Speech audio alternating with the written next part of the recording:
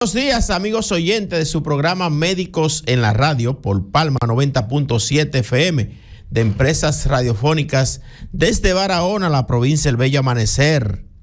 Este espacio Médicos en la Radio llega a ustedes gracias a la clínica dental número 1 en todo el sur, NAC Clinic. En NAC Clinic contamos con nuestro propio laboratorio dental con la tecnología más avanzada para toda la región sur, para asegurarte el mejor trabajo dental en el menor tiempo posible. A tu cita hoy llamando al 809-524-5858. 809-524-5858. NAC Clinic, todo en odontología. Y Médicos en la Radio también llega a ustedes gracias a la farmacia Dignalis. Laboramos de lunes a domingo y días feriados. Farmacia Dignalis, al servicio siempre para tu salud. Buenos días, maestro Octavio. Buenos días, Teodoro. Buenos días a nuestros oyentes que cada lunes nos brindan esa oportunidad de compartir con ellos y de tratar temas que entendemos que pueden serle de ayuda a su vida personal y a su vida familiar. Así es. Pero sobre todo, darle gracias al Todopoderoso, Jehová Dios, por permitirnos un día más de vida, ¿verdad, maestro? Claro que sí.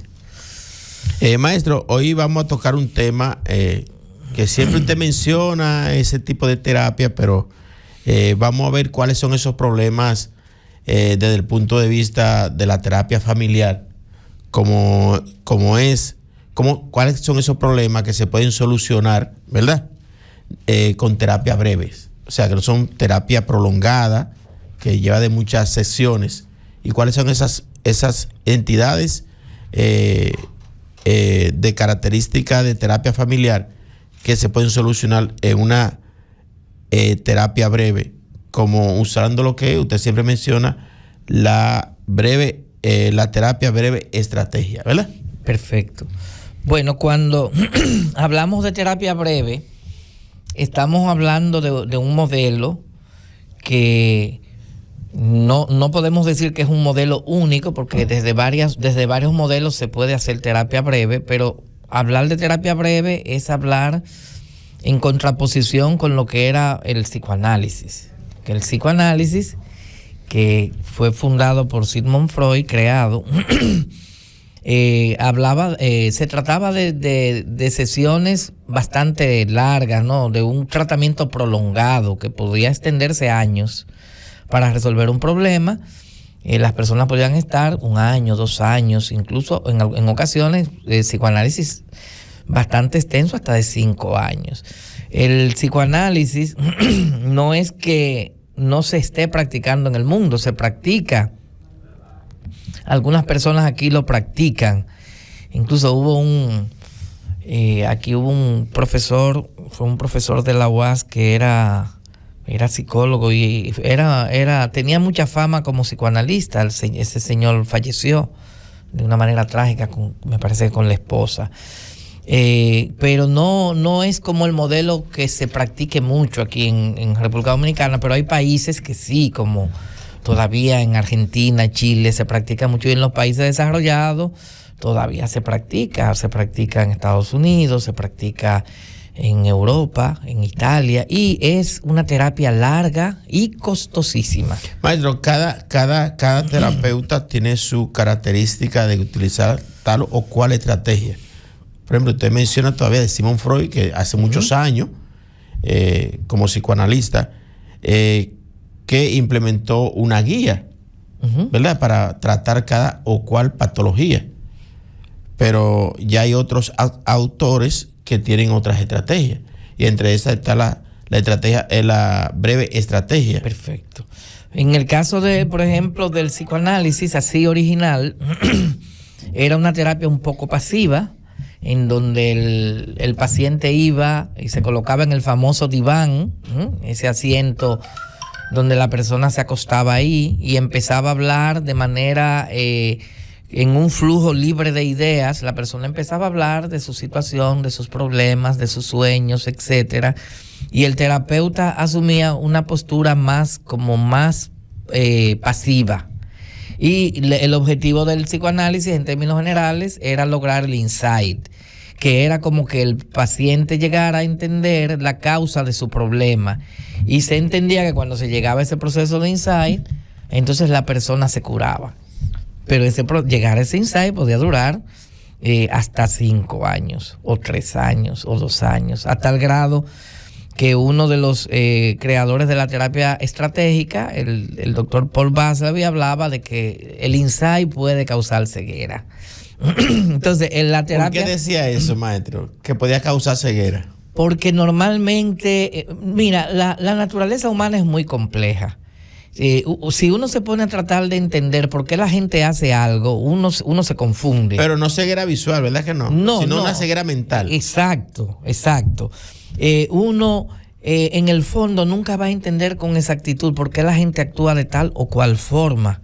Entonces, el modelo de la terapia breve que empieza a surgir básicamente con el advenimiento de la terapia familiar, que lo empiezan a hacer precisamente algunos psicoanalistas. O sea, algunos psicoanalistas que empiezan no simplemente a ver al paciente en un diván, sino que también quieren ver, este paciente tiene esta situación, pero bueno, está presentándome un brote psicótico, pero vamos a ver a la familia. Anteriormente se veía de manera individual. Al paciente. Solamente al paciente. Normalmente. No buscaban si había una génesis en la familia. Exacto. O en su entorno familiar. Entonces, claro, hay que decir algo, que Sigmund Freud es un terapeuta brillante y que tuvo casos incluso que se pueden catalogar de solución en breve tiempo. O sea, que hizo terapia breve en ocasiones. Hubo personas que le visitaban a su ciudad y Freud se montaban en un carruaje de los de ese tiempo y se iban por la ciudad, y en ese viajecito les resolvía algún problema, sea de tipo sexual o algunas fobias, etcétera. O sea, era una persona con muchas luces y que fue el primero que se puede decir que creó las bases de la psicoterapia como tal, y que a partir de él, claro está, empiezan a surgir nuevos enfoques de psicoanálisis, empiezan a surgir otros psicoanalistas que vienen con otros enfoques, y que luego ese psicoanálisis empieza a ser confrontado con otros modelos que aparecen, otros modelos, como es el caso de la terapia familiar, que surge, vuelvo y repito, varios de los fundadores de la terapia familiar vienen del psicoanálisis. ¿Quién es el pionero, maestro?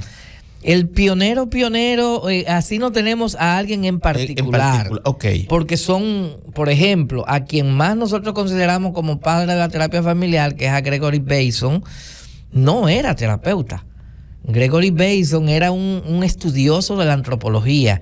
Y en ese proceso de estudiar la antropología y la comunicación humana, él empezó a trabajar y a visitar a Milton Erickson, el famoso hipnoterapeuta que siempre hemos hablado aquí. Era un psiquiatra americano que sufrió de polio, que se hizo médico bastante tarde, pero que fue un tipo brillante porque sacó la hipnosis de ese traje de charlatanería que tenía y le dio un carácter científico. Y empezó con hipnosis a resolver problemas en psiquiatría que no se podían resolver. En esa época nadie los resolvía. Hacía curaciones mágicas realmente Milton Erickson. Entonces, Gregory Bateson le llevaba a incluso videos a Milton Erickson de situaciones que se daban en tribus que son totalmente hipnóticas. En muchas tribus de Asia, tribus de Australia, tribus de diferentes lugares del mundo, hacen una serie de rituales que son hipnóticos. Entonces Milton Erickson y él empezaron ese proceso, y otros que empezaron a conocer el trabajo de Milton Erickson, y a partir de estudiar a Milton Erickson empiezan a surgir algunas terapias breves, como es el caso de la terapia familiar, que él mismo la practicaba, no como la practica un terapeuta familiar moderno necesariamente, porque usaba mucho la hipnosis. Pero ahí empieza, en el caso de Jay Haley, que empezó a estudiar cada caso de Milton Erickson, y luego se forma una escuela de terapia familiar que empezó como terapia breve, que es la del MRI, o del Mental Research Institute de California, donde están ahora los líos, ¿no? Por las cuestiones migratorias con Trump, que hay ahora muchas dificultades en esa zona. Entonces ahí se forma el Mental Research Institute, que es como un proyecto de investigación de Bateson, que empieza a trabajar con la esquizofrenia. El primero que empieza a estudiar la comunicación en la esquizofrenia, pero no es un médico, no es un psicólogo, no es un clínico. Sin embargo, él es el que crea las bases de la terapia familiar, porque un buen terapeuta familiar tiene que partir primero de las interacciones, tiene que partir de la comunicación familiar, de los axiomas de la comunicación, y todo esto lo estudia Gregory Bateson, que luego el que codifica mucho su trabajo es Paul Watzlawick, que lo publica en libros y demás, pero él sí sería uno de los padres, con una familia muy disfuncional, su padre científico, su madre también, pero un padre muy rígido, en donde había una familia de 4 hermanos, y de esos 4 hermanos, 2 se suicidaron y 1 muere en la guerra. Y el único que queda vivo es él. Y un papá exigente que quería que él fuera un científico en un área específica, y él no lo complació. Él se fue por otra área. Él estudió en una primera instancia solo por complacer al padre. Estudió porque también era zoólogo. Entonces, él viene de una familia que él sabe lo negativo que es una mala comunicación en un sistema familiar. Un sistema familiar rígido, en donde un papá te impone lo que tú debes hacer. Un papá te dice a ti la carrera que debes estudiar, o te dice a ti el tipo de negocio que debes hacer. Él viene de un sistema familiar así. Y estamos hablando de la década de los 40, 50, que es cuando empieza a crearse el movimiento de la terapia familiar, de la teoría del sistema, la cibernética, las conferencias Macy que se desarrollan entre los años 40 y 50, y el surgimiento del MRI, que aquí viene John Wickland, Paul Watzlawick, incluso Giorgio Nardone, que es el creador de la terapia breve estratégica, va a estudiar allá a Palo Alto y se entrena con esta gente. Entonces es un modelo de terapia breve que lo que significa es que, por ejemplo, en el MRI te decían, usted empieza hoy su terapia y usted tiene 10 sesiones para resolver su problema. Si en 10 sesiones usted no lo resuelve, no nos hacemos cómplices de su problema, porque no podemos resolverlo. Uno dirá 10 sesiones semanales o quincenales, son varios meses, pero es breve en comparación con el psicoanálisis. De los 5 años. De los 5 años, de los 3 años, de los 2 años. Maestro, ¿cuáles son esas causas que se pueden buscar para enfocarse en lo que es la solución en la terapia breve estratégica? Una de las diferencias de la terapia breve con el psicoanálisis es que en terapia breve no andamos buscando las causas de los problemas, como hacía el psicoanálisis. El psicoanálisis hurgaba mucho en las causas profundas de los problemas. En terapia breve nosotros lo que nos enfocamos es en cómo funciona el problema. ¿Qué está pasando? ¿Cómo está pasando? ¿Con quién pasa? ¿En qué momento pasa? ¿Quién le hace qué a quién? O sea, investigamos el problema en la interacción humana, más que todo. No tanto como hace el psicoanálisis, que es buscar lo intrapsíquico. Hay algo dentro de ti que está dañado. En lo interior. Allá en el interior, no. En terapia breve y en terapia breve estratégica o en la terapia del MRI de resolución de problemas, lo que buscamos es qué está pasando en la interacción tuya. Cómo te estás relacionando con tus padres. Cómo tus padres se relacionan contigo. Cómo te relacionas con el mundo. Cómo te relacionas con tus creencias. Cómo te relacionas contigo mismo. Porque son varios niveles de relación. Yo me relaciono conmigo mismo, me relaciono con los otros, me relaciono con la naturaleza, con Dios, con las creencias que pueda tener. Y en función de cómo yo me relaciono y cómo se genera mi convivencia, eso me puede dar a mí algunos trastornos en mi salud mental.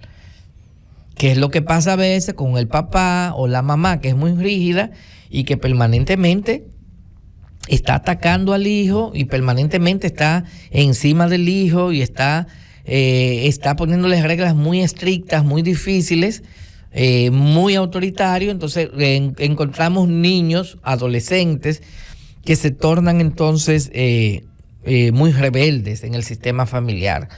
Normalmente los padres que son Y ojo con esto, pues yo sé que hay muchos padres que defienden su derecho a ser autoritarios y que hay muchos padres que defienden mucho su derecho a dar golpe y a avergonzar a los hijos.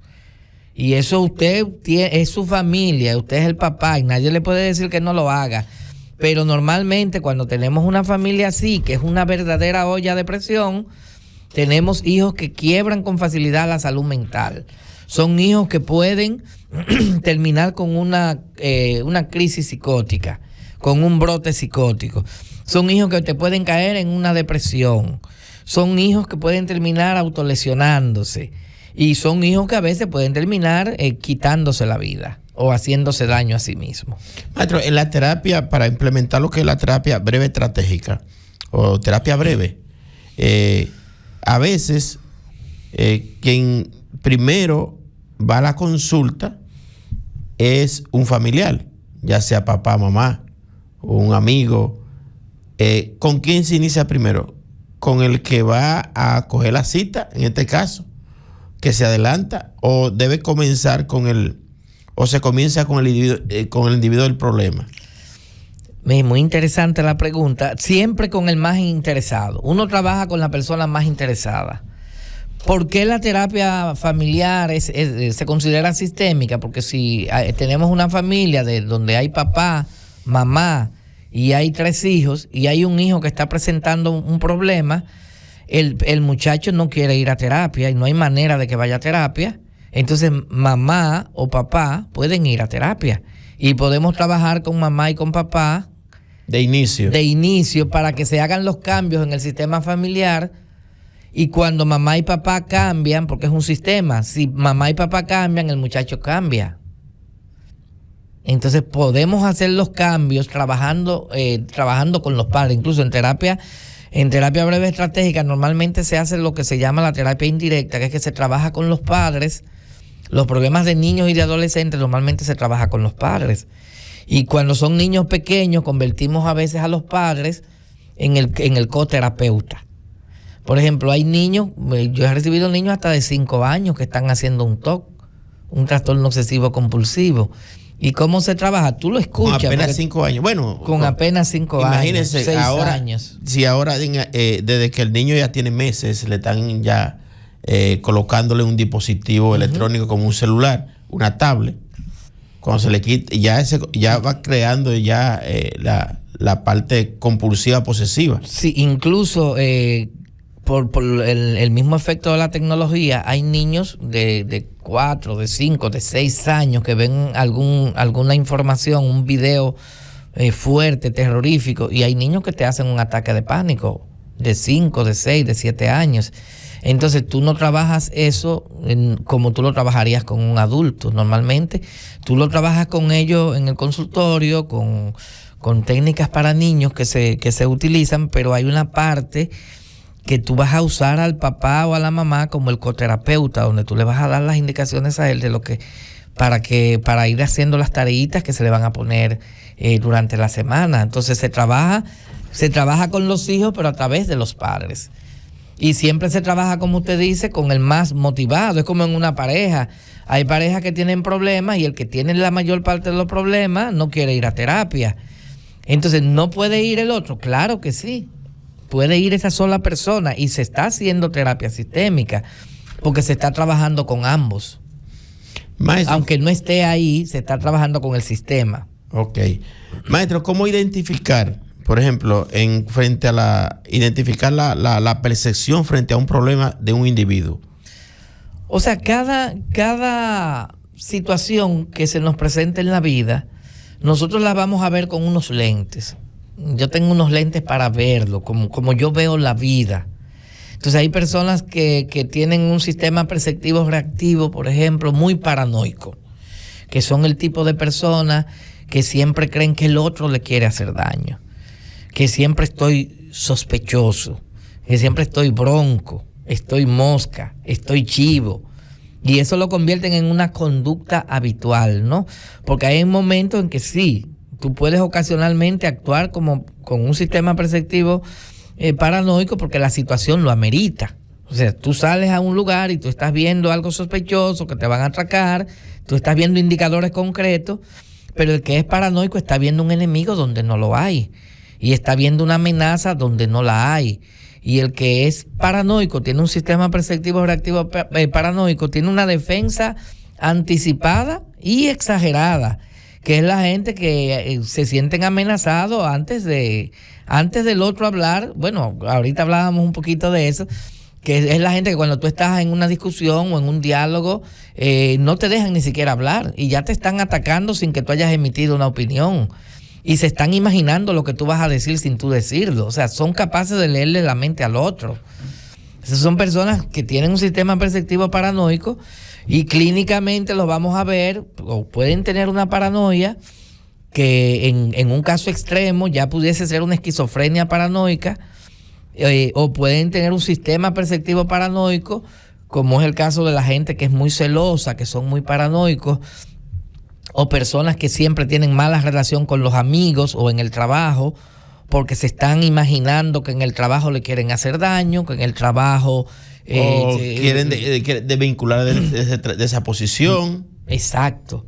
Y eso son personas que aparentemente, uno diría, no tienen una patología grave, pero es eso que tienen, esa manera de percibir la vida, donde veo una amenaza en todo, no me permite tener una buena relación laboral, o no me permite tener una buena relación de pareja, no me permite tener una buena relación con mis hijos, porque siempre estoy sospechando y me estoy defendiendo y estoy viendo un enemigo en todo. Y a veces vivo con una condena. Yo no tengo buena suerte, todo me sale mal, Dios se olvidó de mí, nadie a mí me quiere. Eso es paranoico. Ese sentido de condena, de que estoy condenado por la vida, por Dios, por el destino. Entonces esa percepción de la persona es muy frecuente. Claro, esa es la paranoica. Que si no ponemos a buscar personas buscaran ayuda profesional, las consultas estuvieran llenas todos los de los terapeutas.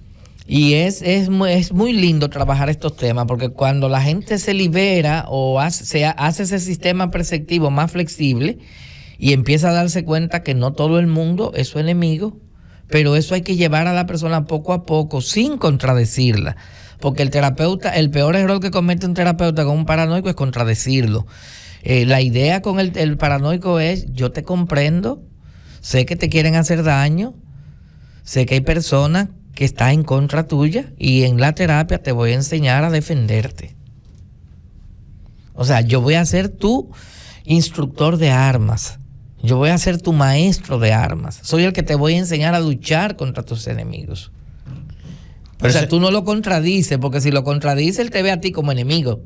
Se va de la terapia. Se va.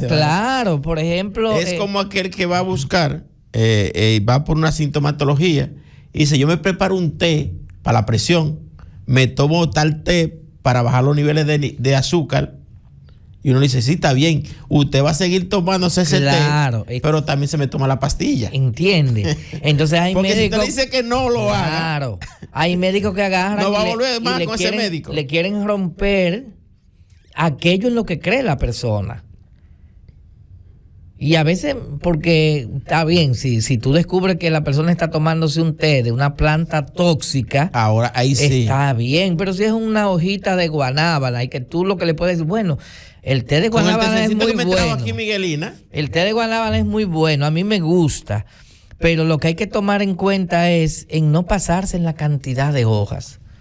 4 hojitas, máximo 5 sería ideal. Una hojita. 2 o 3. Entonces tú estás hablando del mismo lenguaje y no le estás contradiciendo su percepción, porque con esto hay que tener mucho cuidado. El doctor Jackson, que es uno de los fundadores del MRI, él cuenta que era psiquiatra de un paciente paranoico que le llega a la consulta y el tipo lo primero que le dice es: a mí me está persiguiendo el FBI y la CIA, el gobierno está atrás de mí. Y le dice el doctor: ay, ¿cómo va a ser? ¿Y cómo usted lo sabe? No, es que donde quiera me ponen micrófonos y me ponen dispositivos. Y yo no quiero empezar la consulta hasta que yo esté seguro que aquí no hay algo de la CIA. Dice el doctor: no, pero venga, vamos a buscarlo. Entre los dos se pusieron a buscar el micrófono. Y buscó el doctor un poquito y el doctor se sienta y después el doctor le dice, bueno, siga usted buscando. Pero yo no lo encuentro, siga buscando, porque yo estoy consciente de que usted tiene la razón. Es posible que aquí haya algún micrófono que le han puesto. El asunto es que en la primera sesión, el tiempo completo se pasó en él buscar el micrófono en la oficina. El doctor no hizo más nada. Y él vino muy contento a su segunda sesión, porque ese psiquiatra lo comprendía, lo entendía. Sí, y entonces él volvió y lo puso, lo siguió, le dijo, no, de nuevo vamos a buscarlo. Para que él se diera cuenta, él, sin él decirle nada, que ese miedo que él tenía, ese temor que él tenía era absurdo. Pero yo no se lo puedo decir. Yo tengo que hacer que él mismo, con lo que hace, él se dé cuenta que su percepción es errada, que es absurda. Y que ese micrófono no está ahí. Y que no está ahí. Existe. No porque yo se lo diga. No, porque lo descubra. Que él lo descubra. Maestro, en la parte que usted mencionaba de los celos, es una percepción muy frecuente. Y muy difícil. Y eso tiende a separar pareja. Muy difícil, porque cuando un celoso está convencido de que su pareja le está engañando, no importan las explicaciones que el otro le dé. Y entonces entre el celoso y el otro cónyuge se da una dinámica que nosotros le llamamos la dinámica del que acusa, que es el celoso, y el que se defiende, que es el cónyuge. Mientras más yo te acuso, la tendencia es que, por ejemplo, si yo acuso a mi mujer de que me está haciendo infiel, ¿qué va a hacer mi mujer? Se defiende. El acusador genera defensa, el otro se defiende, pero mientras más ella se defiende, entonces más dudas a mí me dan. Se da esa dinámica. El que acusa genera que el otro se defienda. Pero cuando el otro se defiende, cada defensa le genera una nueva duda. Cada explicación que da le crea una duda nueva adicional. Una de esas dudas que es muy frecuente, maestro. Entonces, si yo no estoy haciendo nada y tú me estás juzgando de que yo estoy en la infidelidad, entonces cuando viene a ver tú eres la infiel o el infiel. Se puede dar eso. Se puede dar. El asunto es que es un circuito que se va dando y algo que va agravando la relación de pareja. Y algo que el acusador no está entendiendo, que tú estás obligando a la otra parte acusadora, la está obligando a él también pensar otras cosas. Claro, que es como... Que sería otra percepción también. Es la profecía autocumplida, que es lo que tú anuncias. Si tú tienes un hijo y tú permanentemente le estás diciendo... Tú estás dudando que él puede estar consumiendo droga y tú estás encima de él y estás preguntándole tú puedes estar colocando a un hijo que no está pensando en eso a que piense en consumir droga. O sea, la profecía autocumplida es que yo con mis miedos voy logrando que se haga realidad lo que yo tanto temo. Los amigos oyentes pueden llamar al 809. ¿Hay una llamada, Miguel? Tenemos una llamada, maestro. Buenos días, Médicos en la Radio. ¿Con quién hablamos y desde dónde? Yo hablo de Paraíso, pero, perdón, pensé que estaba en Acción Mañanera todavía. No, estamos en el programa Médicos en la Radio. Ok, perdón, ok. Ok, bien. Llame mañana, Acción Mañanera. O Acción de la Tarde también puede llamar, ¿verdad? Exacto. Maestro, vamos a una pausa y a una pausa comercial y regresamos con Médicos en la Radio. Bueno, comencé con buenos días siempre, llega el mediodía.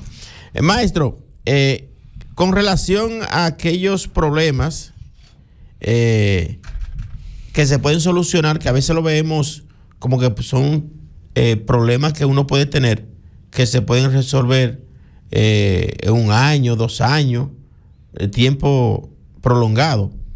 Y usted mencionaba lo de Sigmund Freud, con esa metodología que él usaba, que se podían resolver a los 2 años, los 3 años, hasta los 5 años. En la breve estrategia,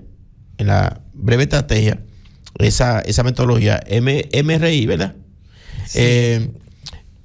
Aquellos problemas, por ejemplo, como ataque de pánico, el problema obsesivo compulsivo, la bulimia, la anorexia, esos problemas, ¿qué tiempo más o menos pueden durar en la terapia breve estratégica? Bueno, como ahorita definíamos, menos de 10 sesiones, y más de 10 sesiones ya no me hago cómplice de tu problema. ¿Qué pasa ahí? O sea, normalmente... vamos allá. Es una manera también de hacer una alianza con el paciente. Es porque mucha gente cree que va al profesional, ¿verdad? Y que va al profesional y que el profesional tiene la varita mágica que lo va a resolver todo. No, el problema se va a resolver, pero es en función de tu compromiso con la solución. El paciente tiene que asumir el desafío de que, mira, yo antes de 10 sesiones yo voy a salir de esto. Entonces, se hace un contrato con el paciente en donde se le dice que la mayoría de los pacientes se tardan unas 10 sesiones para solucionar el problema, pero hay algunos que se empeñan más y los resuelven entre 6 y 7 sesiones, que esperemos que sea tu caso, pero para esto hay que cumplir las tareas al pie de la letra. O sea, primero se va haciendo un nivel de compromiso para el cambio y se trabaja tanto, sea individual o sea familiar.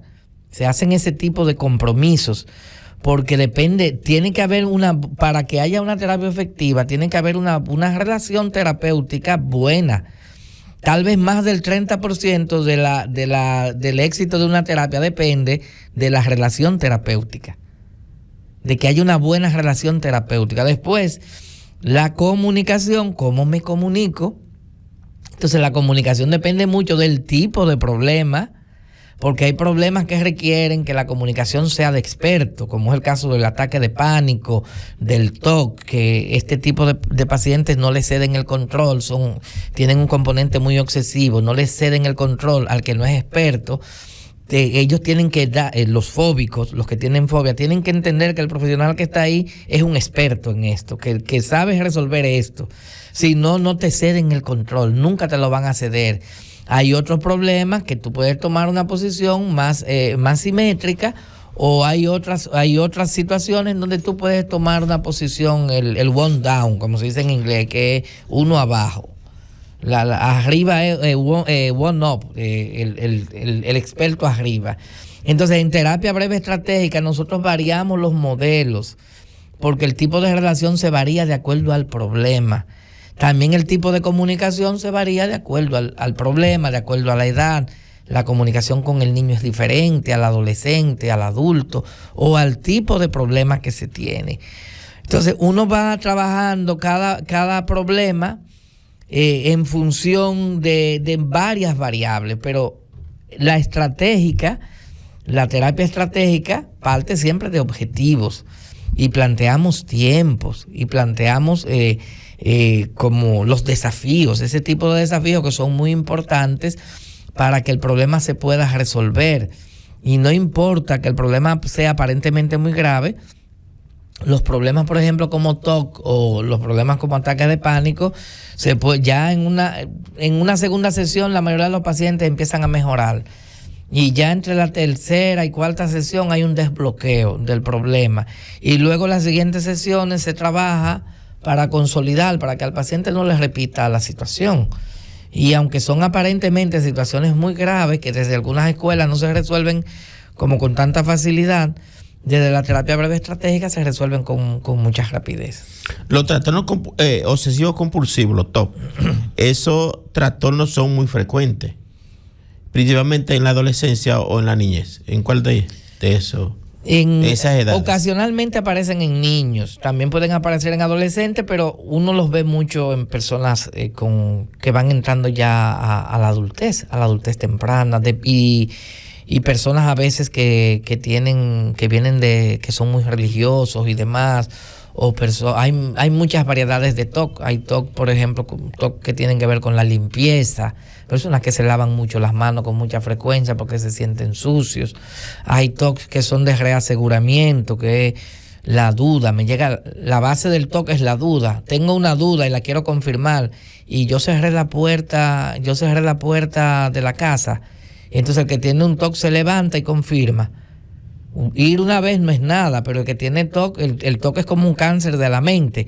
Entonces la persona vuelve de nuevo y se levanta. Y se puede levantar 10 y 15 veces para confirmar. O si cerré el tanque de gas. O si yo puse a cargar el celular y no me acuerdo si yo desconecté el cargador y voy de nuevo a verificar. O yo me paré allí, ¿verdad? Cerca del colegio adventista y yo le habré puesto el seguro a la puerta. Entonces vengo y me devuelvo y voy allá. Hay muchísima gente yo estoy seguro que los oyentes me están oyendo y saben que hay muchas de estas situaciones que les pasan a ellos, les pasan a algún amigo. Entonces hay muchas variedades de TOC. Hay otros TOC que son mentales, en donde la persona tiene una imagen fija que no se la puede sacar de la mente. A veces una imagen sexual que se les repite, o una idea, o una palabra que se les repite, o yo tengo que mencionar una palabra cada vez que paso por un sitio, y cada vez que paso por ese sitio yo me tengo que decir esa palabra tantas veces. Esos son TOC, trastornos obsesivos compulsivos. Tenemos una llamada, maestro. Buenos días, Médicos en la Radio, ¿con quién hablamos? ¿Y buenos días, desde dónde? Días, Leoncio. Sí, Leoncio Novoa. Aprovecho siempre el día del doctor Octavio para. Sí, el doctor, mi inquietud va en el sentido de que, o sea, yo pienso que no hay nadie normal, así, equilibrado mentalmente. Siempre hay alguna desviación. Estoy de acuerdo contigo, Leoncio. Sí. Entonces, la otra cosa es, uno ve gente en la calle, ¿verdad? Y que uno le mira el semblante, inclusive hasta le oye hablar solo. ¿Cómo se consideran esa gente? Porque hay demencia, hay locura, hay desequilibrio mental. ¿Cómo podríamos llamar a ese tipo de personas que aparecen en la calle y uno dice, bueno, fulano de tal como que amaneció hoy con los cables cambiados? Explíquenos un poco de eso. Sí.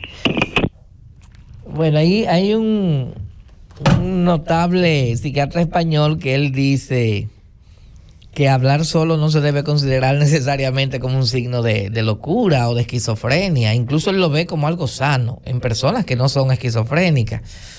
Hablando consigo mismo. Hay personas que hablan consigo mismo. Sí, o que sus pensamientos los dicen en voz alta. Ahora hay personas que cuando ya tienen una ruptura, porque la esquizofrenia lo que significa es una ruptura con la realidad, una escisión que viene de un término alemán que lo que significa es realidad escindida. O sea, es como que el que es esquizofrénico vive en una realidad diferente a la que todos vivimos, pero como hay una historia, un cuentito que de esto trata mucho la terapia breve estratégica, de la percepción, cómo yo veo las cosas.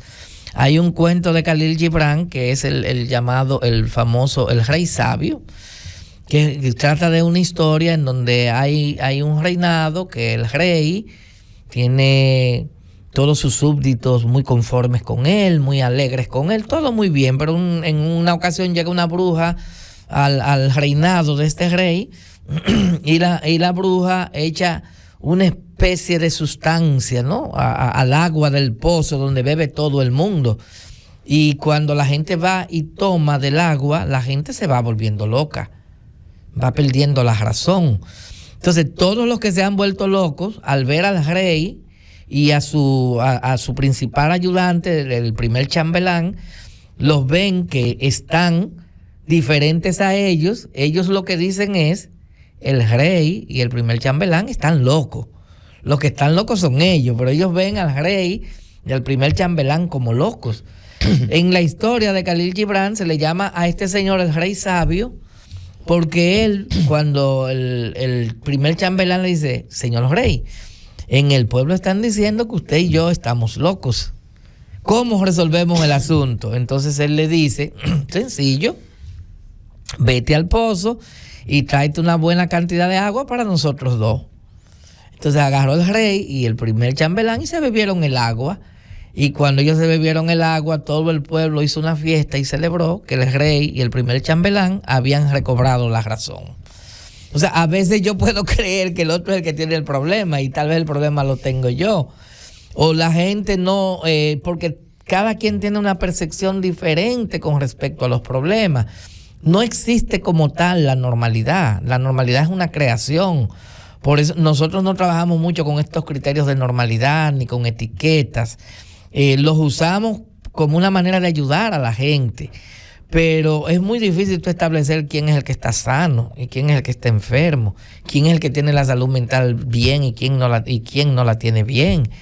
Porque tiene mucho que ver con la subjetividad del que evalúa y tiene mucho que ver con la cultura. Hay cosas que se hacen en culturas que para ellos son perfectamente normales, pero nosotros las vemos como que el que la hace no está bien de la cabeza, pero para ellos no es nada, porque es su cultura. En la salud mental hay que medirla en función de muchas variables, incluyendo la variable del contexto, la variable cultural, que es lo que define realmente el sentido de una conducta. Depende del contexto, de la familia donde tú vives, de tu comunidad, cómo en tu comunidad entienden las cosas, cómo la gente ve determinada conducta en Santo Domingo, cómo la ve en Haití, cómo la ve en New York, cómo la ve en África, cómo la ve en España. Es con ojos diferentes que la gente ve las cosas en función de la cultura. Lo que puede ser normal para ellos, para nosotros no es normal, por ejemplo. Claro. La acción que hagan. Y hubo conductas como por ejemplo el caso de la homosexualidad, que los primeros textos y el primer los primeros DSM lo consideraban como una enfermedad. Hoy en día no, es un asunto de orientación sexual. O sea que los mismos criterios médicos, psiquiátricos, psicológicos van cambiando en el tiempo. Maestro, ¿cómo cambiar y bloquear las soluciones estratégicas fallidas? O las soluciones intentadas fallidas. Intentadas fallidas. Por ejemplo, pensemos en el ejemplo, por ejemplo, de una anoréxica. En una anoréxica, ¿cuáles son las soluciones intentadas de la familia? Tú ves una hija que no está comiendo. ¿Qué hace la mamá? ¿Qué hace el papá? ¿Qué hace la abuela? ¿Qué le dicen? Mi hija, ¿y por qué tú no comes? ¿Por qué no come? Y es hablándole de comida y que coma y ese es el tema. Esa es una solución intentada fallida porque tú lo haces y no funciona y agrava el problema. Una persona, por ejemplo, que tiene... Pero come y le ponen toda la comida ahí. Come. Exacto. Y no come. Porque mientras más lo hago, más se resiste ella. Entonces es una familia que está secuestrada por ella y están alrededor de ella y todos encima de ella. Igual, las familias que tienen un hijo rebelde. O aquel que tenga ese deseo de comer, esa bulimia. La bulimia es lo contrario y lo quieren meter a dieta y lo llevan a un nutricionista que le pone también una dieta y que a una persona que tiene esa voracidad de comer lo ponen a comer lechuguitas y cositas así y dígame usted, al que tiene bulimia. Eso es fallido. Es una solución fallida. A veces lo que hacemos los profesionales se convierte en una solución intentada fallida también. Cuando tú como terapeuta le dices algo a una familia o a una persona, si la persona te dice, así mismo me dice mi mamá, ¿qué eso significa? Que tú estás en una solución intentada fallida. Tú le estás recomendando lo mismo que le recomienda mamá o lo mismo que le recomienda papá y ahí tú te estás metiendo como profesional en la misma solución intentada, que es con buenas intenciones, que al final es lo correcto, lo que se debiera hacer, pero eso no va a ayudar a la persona a salir del problema. Como por ejemplo que tiene ataque de pánico, ¿qué hace? Habla mucho del problema. Es una solución intentada, fallida. Tú mismo hablas del problema con él y mientras más tú hablas del problema, más se le agrava el ataque de pánico. El que tiene ataque de pánico evita mucho hacer cosas, evita salir, evita participar, evita ir a lugares públicos, evita a veces, trata de no estudiar, o sea, siempre hace algún tipo de evitación, deja de hacer cosas. Esa es su solución intentada, fallida. Ahora, ¿qué se hace desde la terapia? Bloquear esas soluciones intentadas, bloquearlas.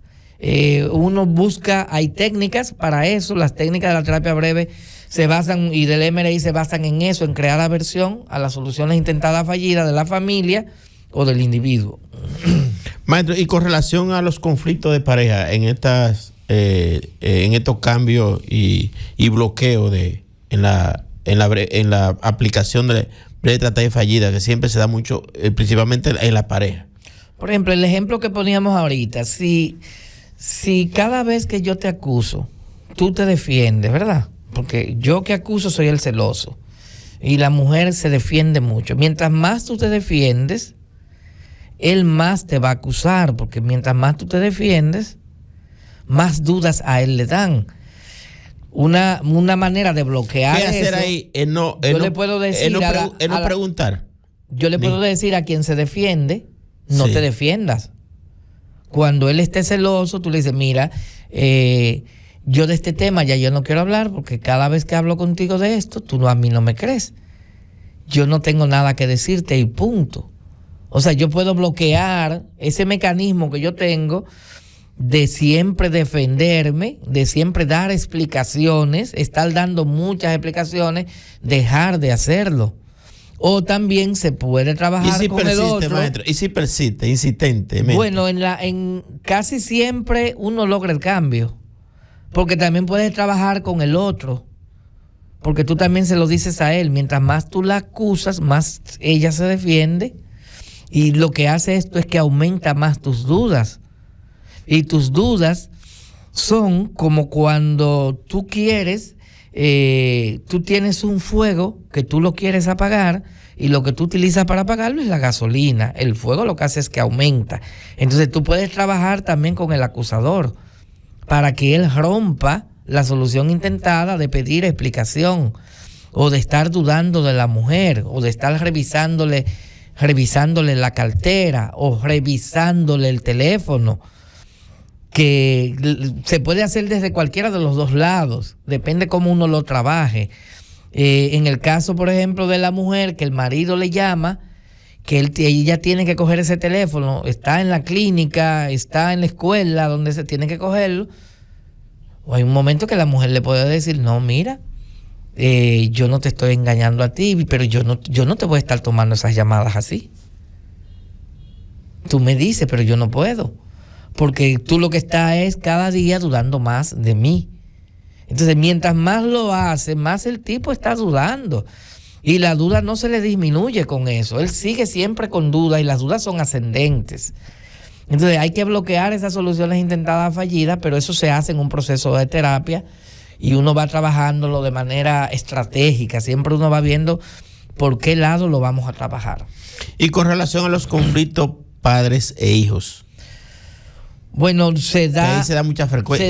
Porque también. lo que hay que romper son los circuitos, esos circuitos viciosos que se dan. Por ejemplo, la mamá que tiene una hija que se queda encerrada en la habitación, que la hija que tú no limpias, que tú eres sucia, que tú dejas los platos.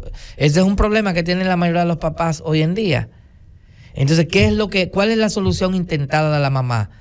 La mamá no le saca el pie a la hija todos los días, y se mete a la habitación y le revisa y le dice, y llévate ese plato y saca este plato y haz aquello, y está siempre en lo mismo y en lo mismo y en lo mismo, y la ropa. Y entonces a veces la misma mamá, porque ese mismo tipo de madre a veces comete el error de que ella hace las cosas por la hija. Esa es una solución intentada fallida también, porque ella misma es la que le lava a la hija. Y ella misma, cada vez que se molesta, ella misma entra a la habitación y se la organiza. Esas son soluciones intentadas fallidas de la mamá. Entonces, el estar atacando a la hija constantemente es una solución fallida que debe dejar de hacerla. Y el hacer cosas por ella que debe hacer la hija, si ella quiere estar ahí en una habitación sucia y desordenada, pues tú se la dejas. Tú no tienes que irse a organizar, ni tienes que irle a lavarle la ropa. O sea, son soluciones intentadas fallidas. Uno las va identificando y uno las bloquea, o las cambia por unas que sean funcionales. Maestro, ¿cómo crear experiencia emocional correctiva para estos tipos de trastornos? Bueno, una experiencia emocional correctiva es una experiencia que te hace ver el problema desde otra forma. Esas experiencias pueden ocurrir en la vida cotidiana, como por ejemplo, un ejemplo que a mí me gusta poner de un familiar que le dio un ataque cerebral, un derrame cerebral, como dice la gente, o un ACV, y a partir de ese derrame cerebral, él era fumador, él dijo, ya yo no voy a fumar más. Eso es una experiencia emocional correctiva. Le da un infarto, un fumador también, un infarto. Y la persona decide que no va a fumar más. Pero él nunca pudo dejar el cigarro. O nunca pudo dejar el alcohol. Y después que el médico, porque por ejemplo, cuando la gente va al cardiólogo, los cardiólogos provocan muchas experiencias emocionales correctivas en sus pacientes, sin ellos darse cuenta. Cuando el cardiólogo te dice, usted tiene la presión alta, pero usted está muy gordo, usted tiene que empezar a caminar. Y a partir de que le encontraron la presión arterial alta, esa es la experiencia emocional correctiva y el encuentro con el cardiólogo. El cardiólogo lo manda a caminar, pero es una persona de 60 años, nunca había caminado y de repente está en la villa caminando. Eso es una experiencia emocional correctiva que uno la logra con la asignación de tareas, con la comunicación en el consultorio, con el tipo, en la forma en que el terapeuta habla, el tipo, por ejemplo, los aforismos provocan muchas experiencias emocionales correctivas también. Consejo para aquellos que tienen un ataque de pánico, bulimia, anorexia, trastorno obsesivo compulsivo. Bueno, ¿qué les recomendamos? La pregunta, como ya no vamos es bastante amplia. Hay que seguir un proceso terapéutico eficiente que les ayude a salir, que se puede salir en tiempo muy breve de las fobias, que se puede salir, o sea, los resultados en pacientes con fobia, la curación se toma su tiempo, hay que tener un poquito de paciencia, pero uno ve los cambios son dramáticos, son enormes, igual los pacientes con ataques de pánico, los pacientes con TOC, los pacientes de trastornos de la conducta alimentaria, pero aquí casi no llegan no llega, por ejemplo, anorexia pura, sino a mí lo que casi siempre me llega son personas que están coqueteando con la anorexia, que están por convertirse en anoréxicos, pero no son anoréxicos puros. Bien. Recordar a los amigos oyentes que este espacio Médicos en la Radio llegó a ustedes gracias a la clínica dental número 1 en todo el sur, NAClinic. En NAClinic contamos con nuestro propio laboratorio dental con la tecnología más avanzada para toda la región sur, para asegurarte el mejor trabajo dental en el menor tiempo posible. A tu cita hoy llamando al 809-524-5858. NAClinic, todo en odontología. También Médicos en la Radio llegó a ustedes gracias a la Farmacia Dignalis. Laboramos de lunes a domingo y días feriados. Farmacia Dignalis, al servicio siempre para tu salud. A los amigos oyentes, gracias por escucharnos. Hasta mañana, Dios mediante.